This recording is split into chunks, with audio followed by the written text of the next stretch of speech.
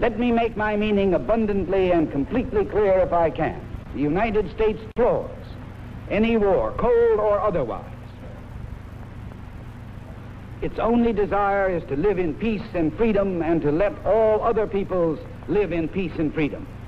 In that spirit, we declare that so far as we are concerned, Africa shall never be the scene of any war, cold or hot.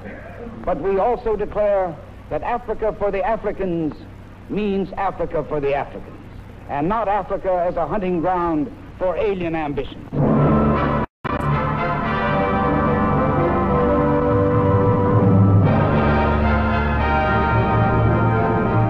June 30th, 1960, independence comes to the Belgian Congo. King Baudouin himself flies to the capital city of Leopoldville to break the bonds that have linked his country and its African colony for 75 years. This is a day of rejoicing and misgiving.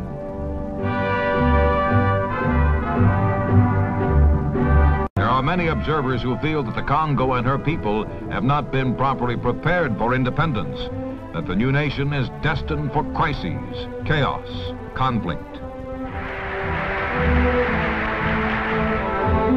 The Congo, in the heart of equatorial Africa, is 3 times larger than Texas.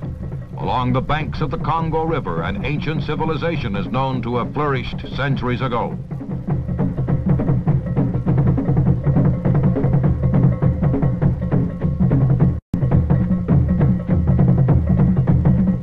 The Congo is not one land, but many lands. Its 150 major tribes speak 38 different dialects. In 1960, the Congo is only a few short decades removed from the Stone Age.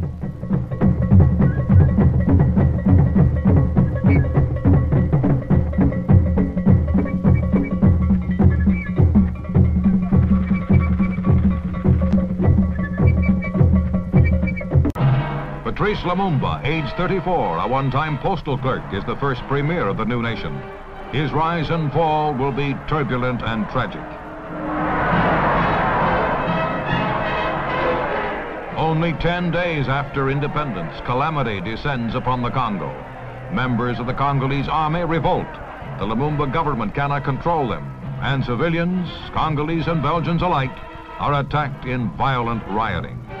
A military strongman, Joseph Mobutu, emerges to seal the downfall of Patrice Lumumba, who is taken prisoner as he tries to flee Leopoldville. Lumumba later will disappear and then be found dead. With the infant Congo Republic in chaos, the mineral-rich province of Katanga proclaims its own independence. The premier of the secessionist province, Moise Tshombe, defies the central government and appeals for and receives Belgian support in establishing his own regime. Tshombe vows civil war if necessary to protect his puppet government.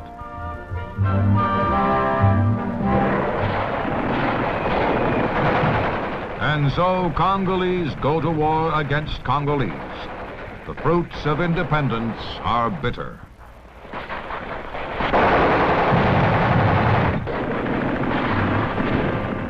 A national problem becomes an international crisis when the Central Congolese government appeals to the United Nations for help. The Security Council authorizes the sending of a UN peacekeeping mission to the Congo.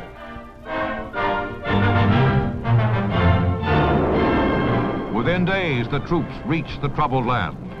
Aerial transport is supplied by the United States and other major powers. The military volunteers are provided by a dozen neutralist nations.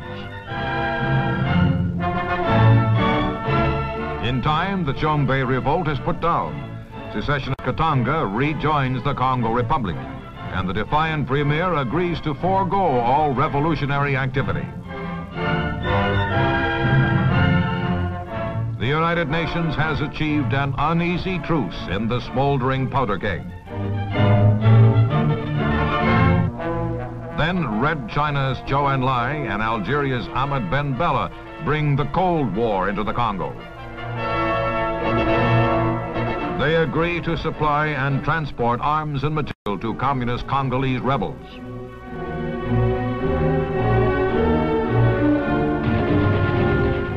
Communist Russia sends Anastas Mikoyan to Ghana to meet with Premier Nkrumah.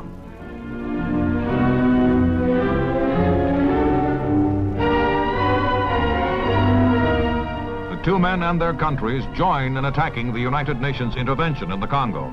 Nkrumah announces his support of the Red Rebels, and Mikoyan reiterates Russia's refusal to pay her share of UN assessments for the peacekeeping mission. The Soviet action, the intervention by African nations such as Ghana, Egypt, Algeria on the rebel side, finally bankrupts the UN Congo operation.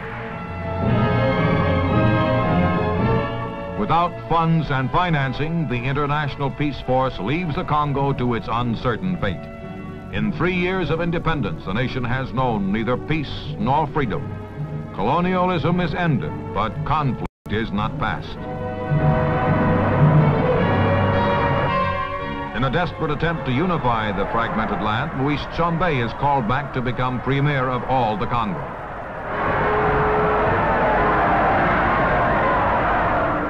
Acting to halt Soviet attempts to sabotage the central government, the entire 100-man staff of the Russian embassy is ordered to leave Leopoldville in November 1963.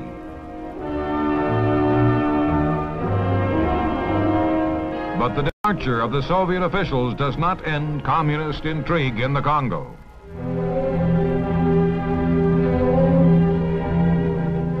Red-made weapons and war material find their way to Congolese rebels with the help of sympathetic African nations.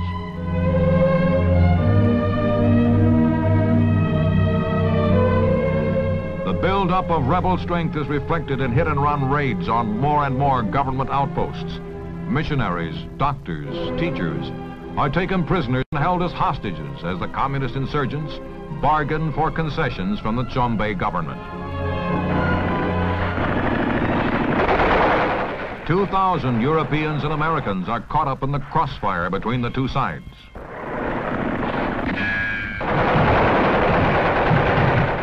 In November 1964, the United States and Belgium, with the consent and approval of the central government, undertake a mercy mission to rescue the hostages from the rebels.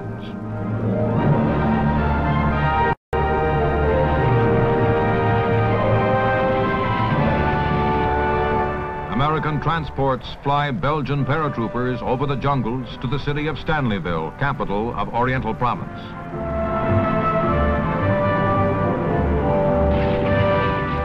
Aircraft after aircraft lands on the pockmarked runway, rolling into position to pick up the survivors saved by the paratroopers. The end of their ordeal is written in many different ways, in many different faces, the old and the young, the wounded and the well. More than 1,800 hostages are rescued. Many can walk, some must be carried aboard the waiting planes. The Mercy Armada shuttles back and forth from Stanleyville to Leopoldville, transporting the refugees to freedom and safety. The airlift continues for 4 days. Each new day, each new flight, bringing its own new story of terror and suffering from survivors who came only to serve and to minister to the Congolese people.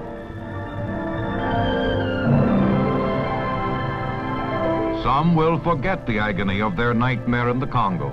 Others will carry to their graves the scars on their lives. Those who watch will remember too. Last to leave the aircraft are the dead. More than 80 hostages have been massacred, among them 2 American missionaries. The tragic episode is but the latest chapter in the troubled history of a tormented land. And in death, the martyred missionaries have found the peace that the Congo still seeks.